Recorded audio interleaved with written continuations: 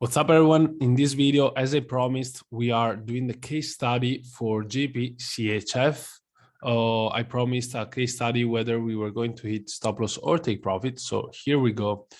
Okay, let's look at it. First of all, we had this breakout structure to the downside, which gave us some possible selling opportunities. And this is what we were focusing on right here. Breakout structure to the downside.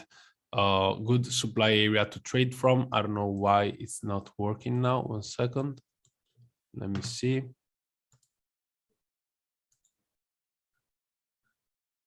Okay, perfect. So here we break structure. Hopefully it works. It looks like it's a little bit slower. Okay, just not working at all.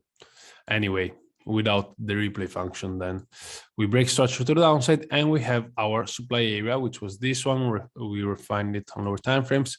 We come back to mitigate our supply area. Now keep in mind that as I will share in the backtesting file, our supply or demand areas are better if they manipulate something. Now this is not the best of manipulation, but still, let's say that we took some highs out right here. We took this high before actually breaking structure.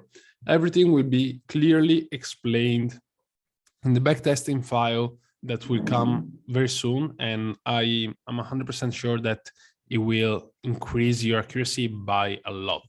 But as you can see, you can still lose trades. And this is why, this is just how trading works.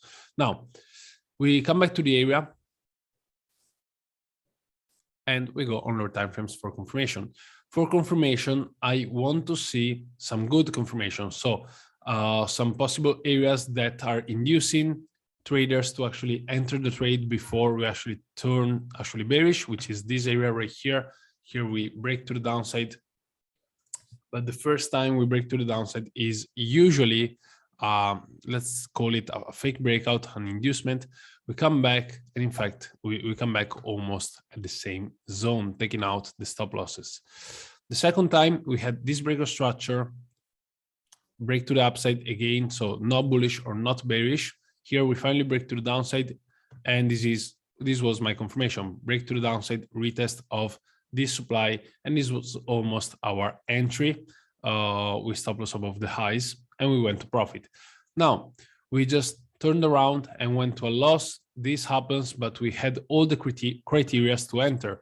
We didn't take a position just from here, which could have been really risky, but we waited for double confirmation. So 2 breaks of structure to the downside before actually entering. This is the confirmation that we always want to see. So inducement of some sellers, some early sellers that were taken out right here, and then a confirmation to enter to the downside, which happened twice right here. So double confirmation better than once. Now, the only note that we could do for this trade is that this area, this key area that we're looking at, maybe is not the best area. In order, to understand if we want to avoid this possible loss for next times, I would say that the only thing, lower time frames confirmation was perfect. The only thing that we could refine better is to find better key areas. Basically, that's the only thing. Overall, I would say very good setup that I really liked. Don't lose confidence in your analysis. I backtested more than 100 positions in about 3 days during these holidays, and I just know what works the majority of the times. So just know that this was a great confirmation. The only thing that could be refined or where we could have had a better decision was our key area. Okay, that's it.